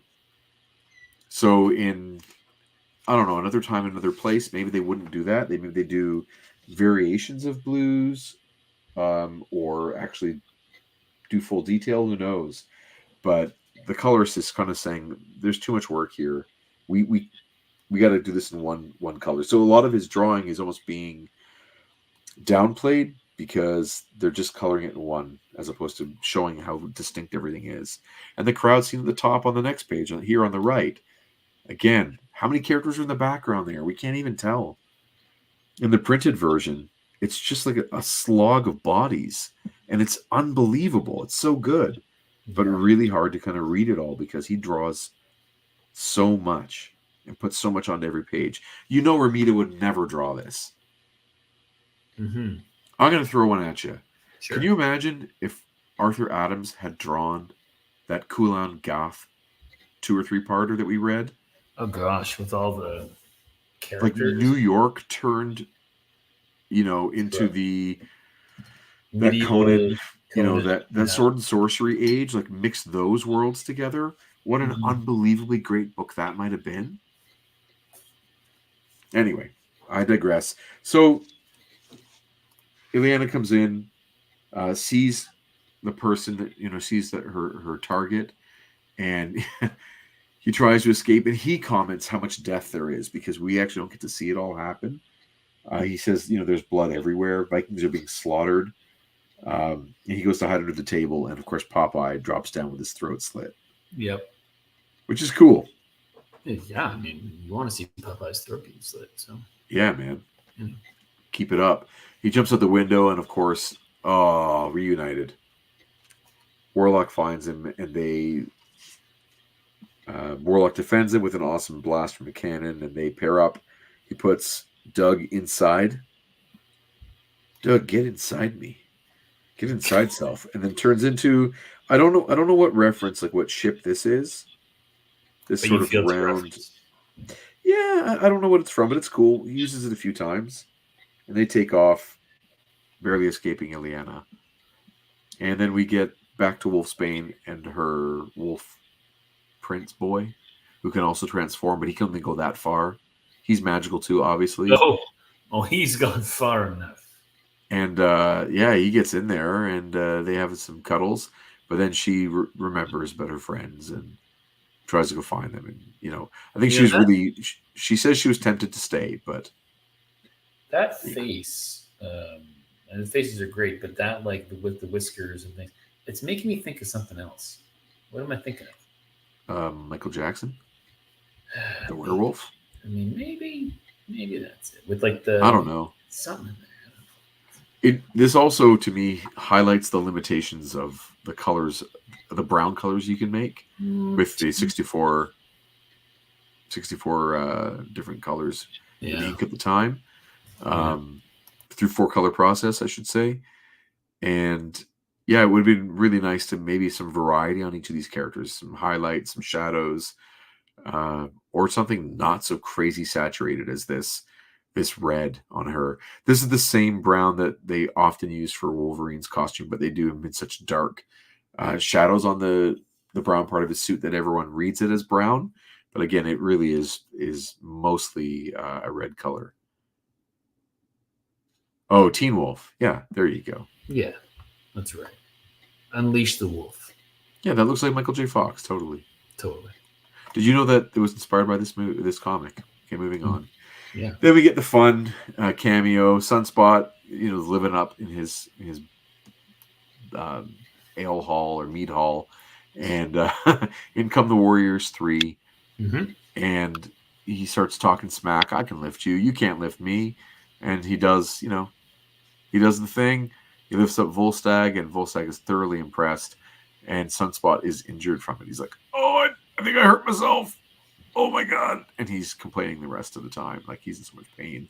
And Volstagg immediately loves him, and the lightning bolts are shooting out of him the whole time. He's like, "Ow, ow, ow, ow, ow, ow, ow!" So some fun.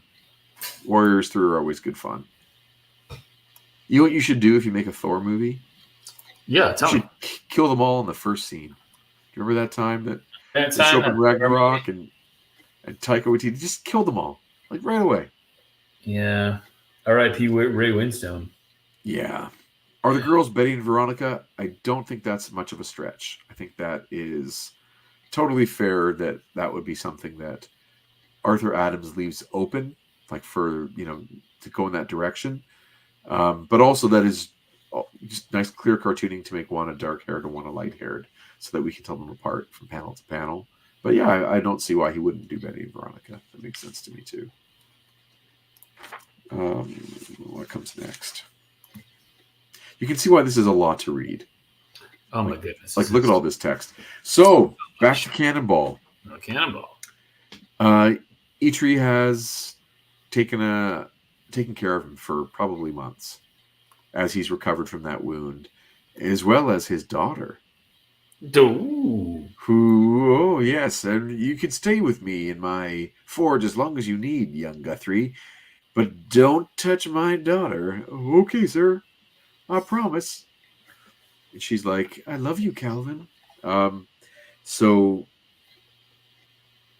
Yeah, the daughter's there, and good times. They have a good conversation. They figure stuff out. Sam's like good-heartedness comes through. The daughter really is quite smitten with him. Sam even blushes. She says, "You can stay with us, Paladin, and make our home thine own." And then Eitri goes on to explain. Look at that panel. He just talks the whole thing, and how basically giving us the background about the Surtur War and the Dark Elves. Odin been missing, and his race is enslaved, or not that they're enslaved, but they're like on the verge of that, and he'll um, never give in to them and let his race be enslaved. So he's basically holding off the hordes and needs all the help he can get, because Odin is no longer protecting the dwarves. Then there's strangely like this. It could be scrambled eggs or it could be molten rock coming in through the wall, and they realize like this is where you need the writer to explain what's happening because they aren't sure. Yes, the cavern wall has turned to molten rock as transformed fairy folk magma comes bursting through. Again, like just an awesome drawing of this character. And Sam goes to fight her off with his powers, realizes who it is, and like again, awesome of like the lava coming up through the floor. Really cool. Good fight. And eventually, the big melee. And I don't understand how this happens. But Eitri goes and gets a fire extinguisher. Yep. This isn't explained. Like, he doesn't say on it, like, the thing I got from Earth. He just says, fortunately, this extinguisher should cool her flames. Because he has compression technology. Whatever. We're just going to go with it. But it's even in, like, a cabinet. Anyway. And then Sam uses a table as a shield and scoops up all the fairy into their entrance and pushes them back. And then has a minute where he can just talk to the other dwarves and restrain magma and try and get her back into herself. And they say, like, yeah, we don't have the power to actually fix her form, but we can change her mind back to her regular mind. Right. Michael says, I think it is a great touch. The cannonball has to fit diagonally on the bed. Yeah, for sure. For sure. Matters to You says, this is one of the best X-Men crossovers ever. Agreed. I mean, this is pretty spectacular, and I like that you can kind of flip through it and read it, or if you really want to go and read any of the chapters or any of the little sections, you can dive in all the way and go full Claremont. If that is go full Claremont. Like, look at this bottom panel. How much is happening here? Like, I would argue this is not good cartooning, and maybe not good comics for the amount of scripting happening. But it's again really early on, and maybe this should have been 100 pages, or just write less, Chris. Yeah. And then months have probably gone by here as Mirage is very much at home. You see she's adopting or the adornments of the people that she's with. Is it now time we can just say that it's the Valkyrie? Right. Bright Wind is the name of her Pegasus. And you get to see their home, which is awesome on the cliff, top of the mountain there. And she hears them talking about her as if something is sort of different about her, and they're not sure. She gets a sense from what they're saying that she's in danger if she stays. They're talking basically that if she's going to be part of them, that the bond has to be sealed in blood. So she takes off. I think they're probably going to embrace her as being Valkyrie. Like, you have to basically, if you're going to stay, you got to become. So she takes the Pegasus and bolts. But very cool to see them all anyway. So she's been living with the Valkyrie and probably has taken some of their traditions and learned new techniques. So she's transformed as well. We get back to Karma, who has descaled significantly. It's months have gone by. She's been living in the desert, finding ways to survive, capturing food and finding water and taking care of this child, finding ways to survive. More like Sunspot living the life, and now magic finds him, and there's an awesome vampire face, demon face at the bottom. Yeah, that's pretty good. And he freaks out and gets transformed. He's now, part of her. She captured him. Yeah, that costume of hers is pretty tough to draw. There's a lot going on there. This would have taken us 2 months to read, by the way. Just so much. So now, Loki stands outside the entrance to the dwarf's realm, Itri's domain, and he has Storm with him, and he transforms her into a falcon, so they won't know that she's there. He's going to keep her disguised. He puts Freya's cloak of feathers on her and makes her assume the form of a falcon so that she can sort of spy and learn more.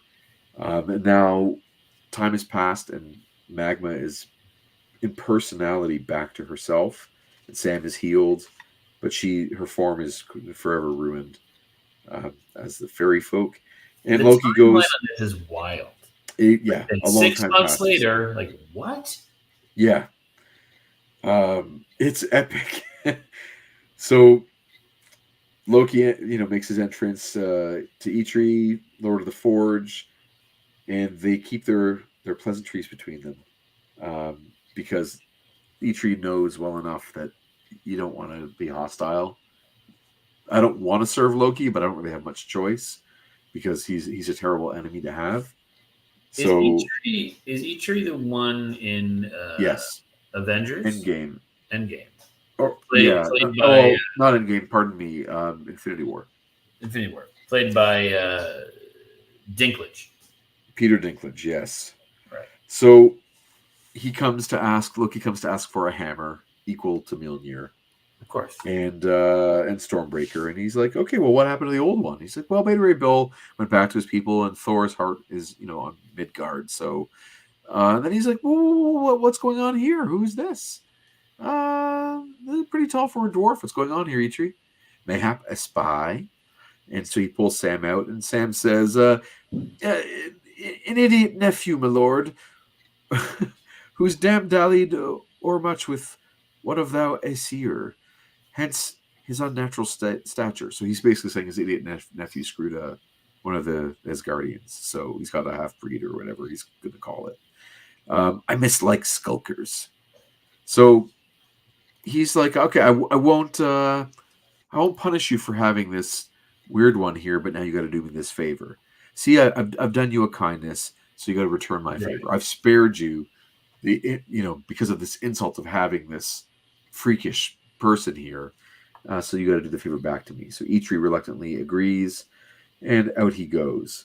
So then they talk about the fact there was a magic falcon there, and Sam makes the leap. He's like, black feathers, a white crest, blue eyes. Could that have been Aurora? Is she Loki's prisoner?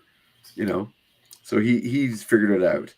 Because, anytime you see a darker falcon with a white mohawk, it's got to be Storm. Totally. Yeah, it makes total sense. Yep, Rain leaves. When she spots that, oh no, she doesn't leave. She tries. She's Ileana, and she gets brought into the fold too. So now there are 3 that are these monsters. We're back to Karma, who's lean and mean with this little kid. Yeah. This unexplained little kid. They found water. Oh my God, they're at the end of the desert. And Warlock shows up. Is he just going in the realms? Well, yeah, he's sort of trying to catch people, same as Magic is trying to catch people. Because he has the capacity, I guess, to move. I don't think that the realms are like different dimensions in this kind of narrative. They're just maybe edges of the same kind of world. Sure. Like continents, or I don't even know. I think they like to keep it abstract because it makes for better storytelling. Fair enough. So she finds her friends. Everything is good there. And then she looks around and she's... they have a fun moment. He's like, You're losing all that weight or whatever. You changed so much that must have taken months, but Locke and I have been here hardly more than a week. So the characters are having different time experiences. And then she says, as I feared that Ileana did hurl us all through time, I had given up and would have surely perished if not for Douglas, my companion. She's gone. Where did this white string come from? What does it mean? So, what do you want to make of that? Is the little kid herself? And the white string is this string of truth? Like, I don't know. Sure. I don't know if that white string means anything. She tried to save herself. Get it? Yes, she saved herself. Get it? But I don't know what the white string is. Call Chris Claremont. Yeah. Just so you know, there's 10 pages left. We're like near the end here. Right?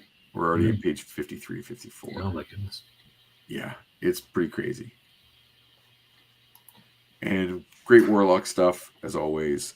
They see that magic is there. His finger screams. Can you see that? His index finger and his right hand yells, "Scream!" Yep. He must be having a blast drawing Warlock. Holy smokes. And I think it's a nightmare for Terry Austin to ink. Like, his eyebrows even like have extended from like on like a little pole have extended off of his head like to come forward. It's so funny. So they don't know what's going on. They just know that Ileana's there. And again, look at those Dark Riders, you know, from Lord of the Rings are there. Awesome helmets. Really cool. And she's got the 3 of the New Mutants are there together. They decide to stand their ground and fight.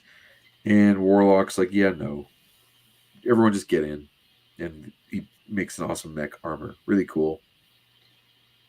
Great boots. And I don't know. They just explain this one away with some text. Sam says, "Way to go, Eitri. That dwarf soothsayer was a creepy old dude, but his spell led us right to the others. In the nick of time, looks like." So they just get there by magic. Yep. And they have a good scrum. And they shoot arrows at magic, of course, which is going to hurt magic, the real version of her. I should have said that actually that was Danny Moonstar who did that. Showed up on her Pegasus. Is there a line of exposition as to how she got there? No. But they figure out, oh no, other 2 New Mutants get sucked into those Dark Riders. And then Warlock smushes the guy, smushes the last one who is about to take over Karma. He like destroys him in the last panel. Yep. A lot of like little action going on. And then we get this standoff here. So Danny Moonstar, Warlock and Cypher, and Karma are standing opposite. They're like, yeah, we're not. You can't win. Well, neither can you. Yield. Never. One of those kind of things. And she's joined the Valkyrie. She is one of Odin's chosen slayers, or chosen choosers of the slain. So her magic won't work on her. Those accursed women, warrior women, are immune to mine enchantments. The Valkyrie have already claimed the girl's soul. I cannot steal. She is too dangerous to be allowed another breath. So Karma tries to connect to Magic's mind, and it shatters the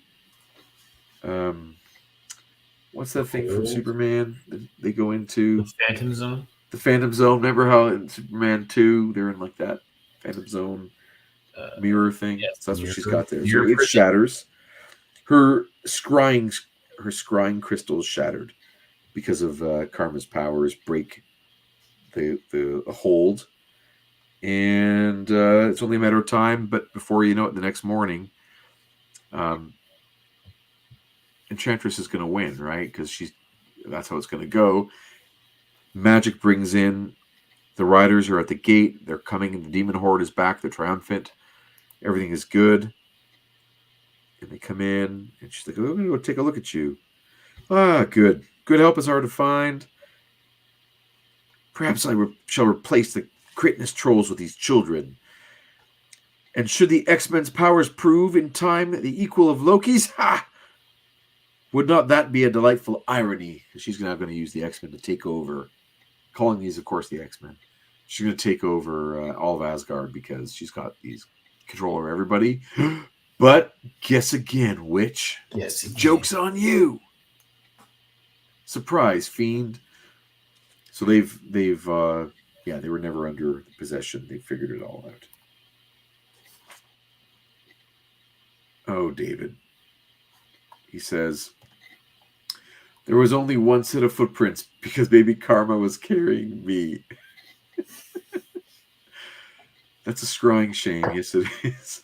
I do love that panel where they reveal themselves, like, opposite her. She's got great legs.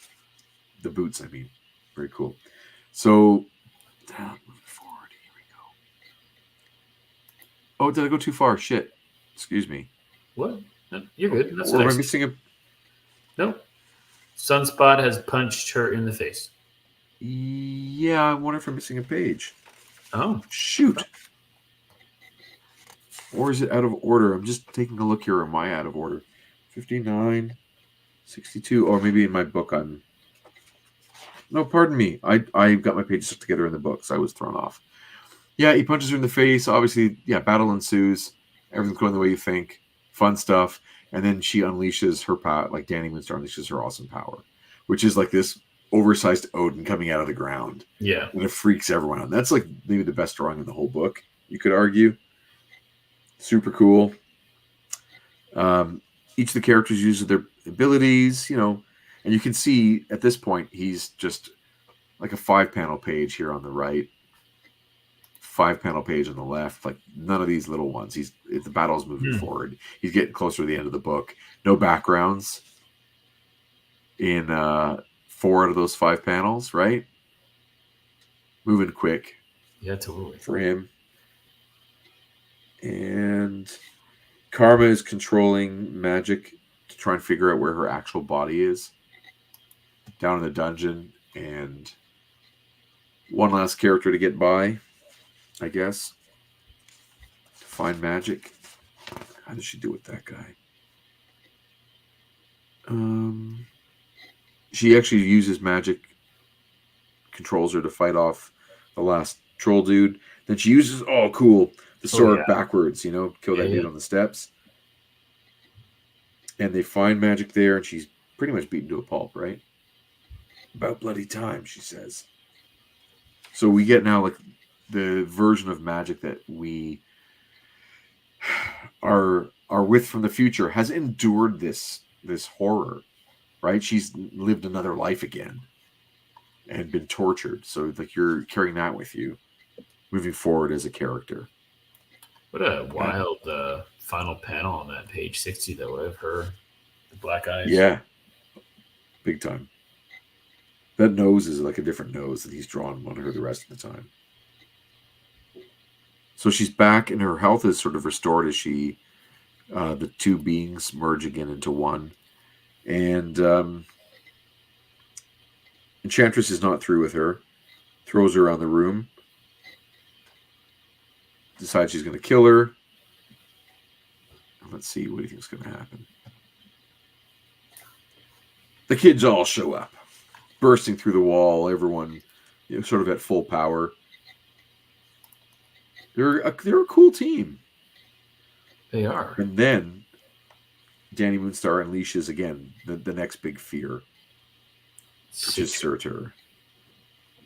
And that is totally a Walt Simonson Surtur. Even the rendering style is Walt Simonson, and the harder straight edges, the foreshortening style, it's all just right out of him. And they try to hold Enchantress. It's not really going to work, so they try another thing. Karma, make her remove all the arcane wards. around her castle that prevent me from teleporting, Magic says. And we'll blow this lousy joint. Welcome, Enchantress, to Limbo, the magical domain where I rule. And of course, here we get good old Sim. So she puts her in not, what do you call those things? Like yeah. Manacles. She puts her in manacles, and Sim's like, all right, okay, this is cool. And she says, yeah, she isn't to be far harmed physically, Sim, but beyond that, use your imagination. So Sim gets a new toy in the Enchantress, and they win. She's pretty.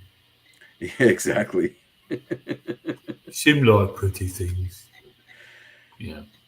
Yeah, and Magma is pretty pissed that she's fairy. Right. And you get Warlock turning into Gumby. Yeah. He says, Pokey? And Cypher finishes by saying, what next? We go home? Wow, dull. Boring yuck. And they have their final page of trying to figure stuff out as to what to do next. Nope. Is there not another? I didn't put the last page in, dude. Oh, guys, I'm so sorry. The last page, they basically talk about... I can't believe I messed that up. Must have fallen asleep at the wheel. They talk about how they haven't recovered Storm yet. They got to figure out what to do with her. So a lot of them say that they're happy in Asgard and they don't really want to go back to Earth. And Rain says she wants to see her prince again, only even to say goodbye. Danny Moonstar talks about having to leave Brightwind and not really wanting to do that. Magma says, I am of the fairy folk, Sam. There is no place for me on Earth. So he's like, Sam's like, I don't believe my ears. You're all serious. I think we gotta save Aurora. And then they realize that Loki is the one at the top of this, and Sunspot's, yeah, we'll beat him. Danny Moonstar says, Loki started this, we're gonna finish it, right? And that leads us to X-Men Annual 11, No Place Like Home, Part 2. Pretty bonkers. Yeah, I was gonna put it there, but anyway, that is a lot of comics. So much. But it's probably 3 parts if you're going to read the whole thing. Yeah. I don't know if it, like the talking, like the reading of all of it, the performance. I don't know if it has a lot of reading value, given that it's just... Yeah, it's 7 or 8 different segments. Now back to this one. Now back to this one. Now back to this one. There's what I mean. And then we'll bring them all together at the end. But yeah. Right. Michael pulled out a great reference here, showing my age here. But in the beginning is another Easter egg. You're 100% right. When Storm says hello to Miss Holt and Mr. Steele, that is referring to the TV show Remington Steele. 100% it is. And that one is, yeah, you're right about that. Question from Mass. I know Claremont is notorious for having the gift of gab, but were other books the same at the time? This was 1985, so before I was reading comics. He's more verbose than a lot of other people, like famously so, and it can get worse sometimes than this, or maybe equal to this, as we get into the Jim Lee era. When you get artists that are not storytelling first, maybe Claremont overcompensates when he goes to script.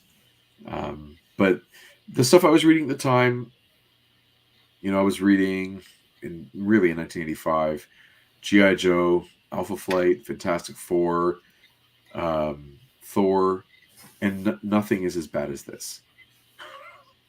In terms of the verbosity, nothing. I love it because you can also skip over it if you want to. And if you kind of want to enjoy reading, you can read his stuff. But you can kind of go through them and flip through the comics at your own pace and still enjoy. When they sing, when they're really good, they're great. But you do really get a sense of like each character. You really are in their head. I mean, Sam Guthrie, you know so well after reading this one issue.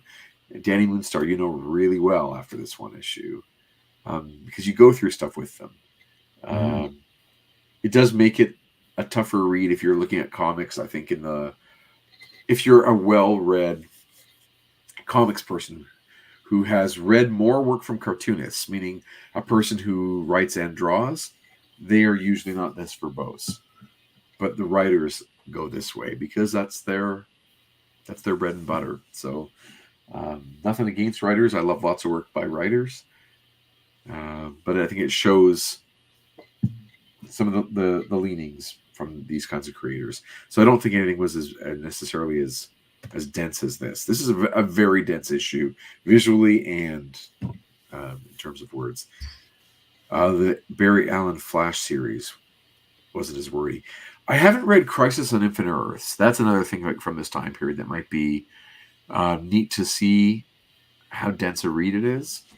I don't know if I have a copy of that. I should go take a look. Switching gears for a minute there, Chris.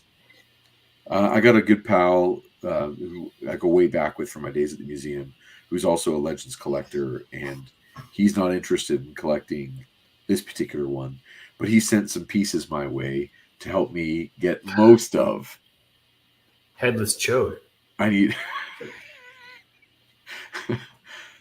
only one more figure to complete Ch'od or Ch'od. Yeah, it comes with that little thing, his little pet. Yeah, Zabrix or whatever his name is, or Grim, or I don't remember. But yeah, I need one more figure, so I'm gonna go hunting maybe for a little bit tomorrow to see if I can finish off this. Good luck. That would be pretty good. And my buddy Rich also sent me 2 more legs from Zabu. So I'm Zabu. And I've got the body coming. I'm doing a trade with another guy, so I've got that. So I'll need one more. Sikorsky's the flying helicopter thing. That's right. The medic. Yes. I'll need 2 more figures to complete.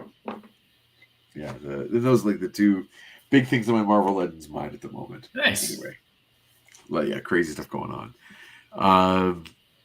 Talking future for us, we've got what? July 6th. July 6th at Heroes World. I will be there. August 17th at Wayside Comics and Cocktails in Newmarket, Ontario. When do you want to announce that we're going to be at the Dragon? It's right now. What, remember the date? Yeah, September 14th. September 14th in Guelph, Ontario. Guelph Comics Jam is the annual event put on by the Dragon, probably our largest retail supporter in lovely, beautiful, historic Guelph, Ontario. So we will be there on Saturday, September 14th. Can't wait for that one too. That should be a good night and a long night. I might have to ask for a couch to crash on. I'm hoping things are so good. 2 couches? Yeah. Oh, nice. But we'll talk about that. But I have a hunch that it'll be a fun night where I won't want to drive back to Toronto or back to Richmond Hill that night. So we'll talk about that, and I'll put you on the spot in front of an audience so you can't say no. You can find us, of course, at group7comics.ca. You can find us on the socials at Group of 7 Comics. Chris, this was a big, dense issue to get through. I'm on 3.5 hours sleep. I am struggling like you wouldn't believe. Next week, we're going to cover X-Men Annual 9, which is the follow-up to this. And it's great. The cover is a recreation of Thor's first appearance. It's more Storm-focused. Of course, the X-Men get brought into this. So we're going to have the X-Men, the New Mutants, and Asgard all in one Arthur Adams craziness. Glorious drawing fest. And I should have that one, right? Because it'll be in the annuals, right? It should be on the DVD. It is. It's on the DVD-ROM. Also, yeah. So you've got that one for sure. Other than that, really glad you guys could be with us for another episode of Previously in X-Men. And next week, like I said, Uncanny X-Men Annual 9. After that, Uncanny X-Men issue 200, the amazing Trial of Magneto, famous iconic cover that was used as a visual inspiration for that episode of X-Men 97. We really appreciate you being with us. If you enjoyed the show, please click like, subscribe to the channel, share with friends, loved ones, strangers. Add your comments to the conversation, please. Let us know what you think of Arthur Adams' X-Men debut. And do you have a favorite Arthur Adams comic? Let us know what it is in the chat. It would be great to talk with you, and you can join us next week. Any other words from you, Mr. Chris Sanagan? Just have a great night, everybody. Sounds good. Oh, do you want any cognac or? I think Okay, don't worry about it. Yeah, you know what? All right, all good. Thanks for hanging out with us, everybody. That was a tough one to get through. A lot of talking. Have a wonderful night, and we'll see you next time on Previously in X-Men. Stay Xy. Stay Xy. And thanks, bub. What a marathon. There you go, Allie. Oh, it's just me. Jason hung up. What to do? Well, have a great night, everybody. Sorry. Oh, he's back. Good night.